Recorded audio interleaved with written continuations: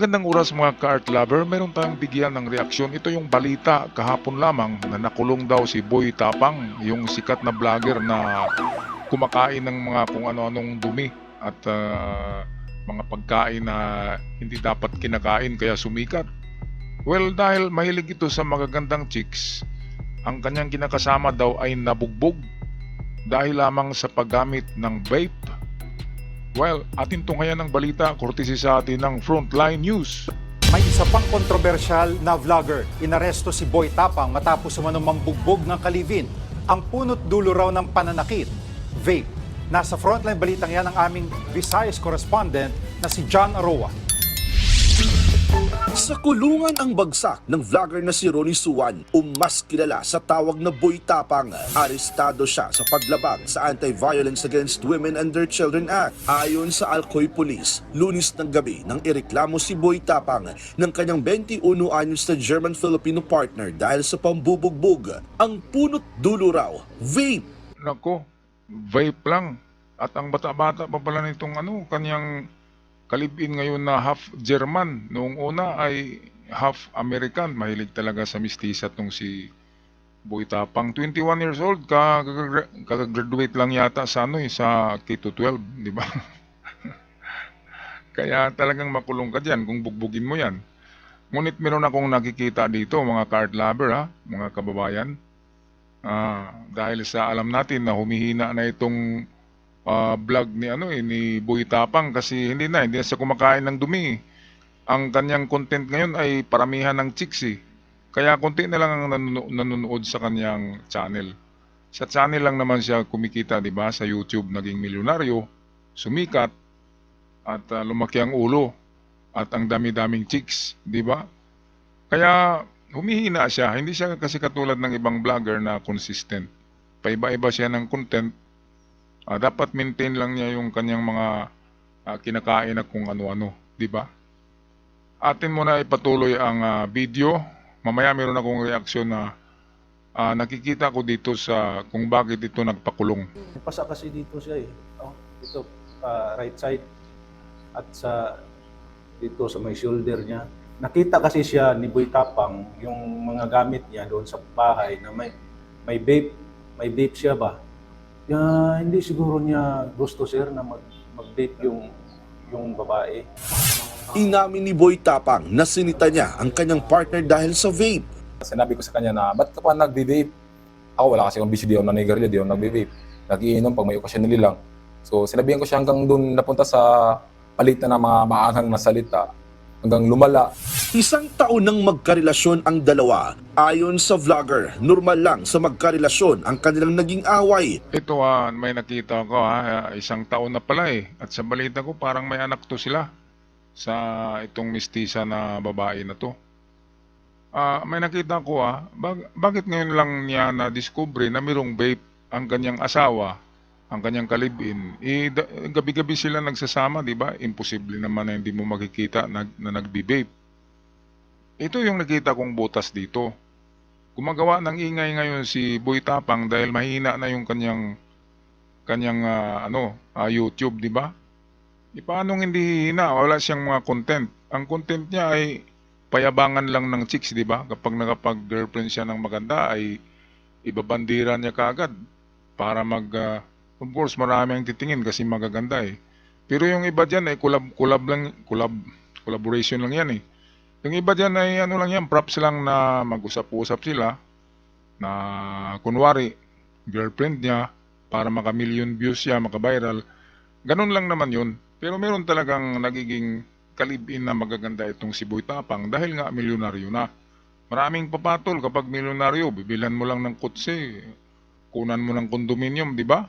Okay na, shopping mo lang kada linggo, ay sasama talaga sa iyo ang babae. Kaya ang gagawin ni Boy Tapang, dapat consistent siya sa kanyang content sa YouTube. Katulad ni Ivana Alawi, di ba? Consistent pa rin si Ivana Alawi ngayon. Marami pa rin nanonood kasi gumagawa ng interesting content. Itong kay Boy Tapang naman, interesting lang siya kasi magaganda nga yung mga babae. Kaya kung makita mo na nandoon sila sa beach, nagtutupis yung babae, tumatakbo, nagbasa-basa, di ba, nagtampisaw, ay ma-click mo talaga ang kanyang channel, di ba? At makapanood ka talaga, ma-view mo dahil ang ganda-ganda ng mga babae. Kung yan na lang na babae ang kanyang binablog ngayon, wala nang manonood, di ba? Kasi ang gusto ng tao pa iba-iba eh. Kaya ito ang tingin ko, para lang maka-viral videos, si Boy Tapang at maalala siya muli ng mga tao, ay ito, nagpakulong siya. Nagpakulong siya, tingnan natin magkano lang ang ibabayad dito. At isang araw lang yata, labas na eh.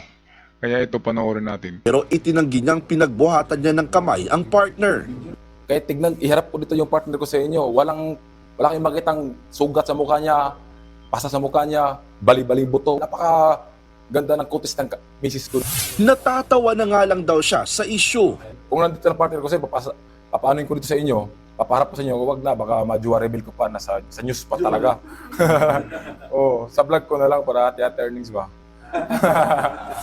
Sinubukan naming kunin ang panig ng partner ni Boy Tapang pero hindi siya humarap sa amin. Ito.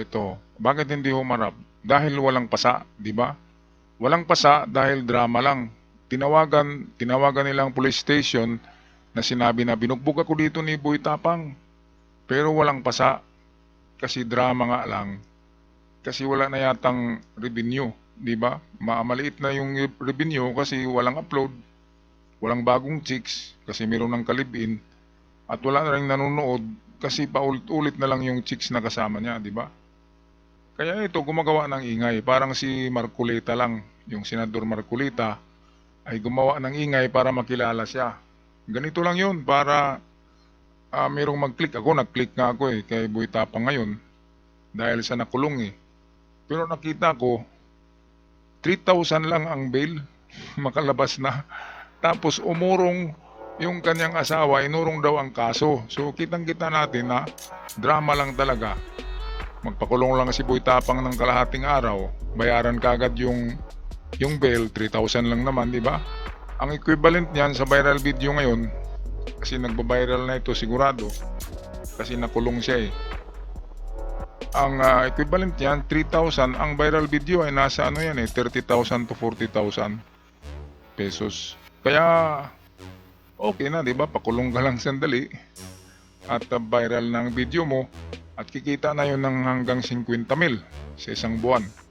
Napakagandang plano. Parang yung vlogger na Russian na kinulong, di ba? Na nanggugulo na lamang para mapanood yung kanyang video kasi wala naman siyang content. Okay, tapusin natin tong balita. Napag-alaman din ng Alcoy Police sa dati raw ginulpi ng vlogger ang kanyang partner habang nagbubuntis pero nagkapatawaran ang dalawa. Kanina, nagain si Boy Tapang ng piyansang 3,000 piso para makalaya. Nagdesisyon na rin ang kanyang partner na huwag nang ituloy ang reklamo. Ayan, di ba? Klarong-klaro na drama, di ba? Piyansa 3,000, reklamo hindi itinuloy, nakalaya na si Boy Tapang ngayon. Nakalaya na, hindi na nakulong, yan ang klaro. At sa tingin ko ay viral talaga ang video na to kasi marami ang nag-click kasi kulong nga. Alright, so yan lang. At ang aking hiling lang sa inyo mga ka-art lover, paki-subscribe sa mga bago pa lamang ngayon nakabisita. Huwag kalimutan i-subscribe ang channel para palagi kayong updated at makatulong din kayo sa akin na mapalago ang ating channel. Hanggang sa muli, paalam at ingat ang lahat.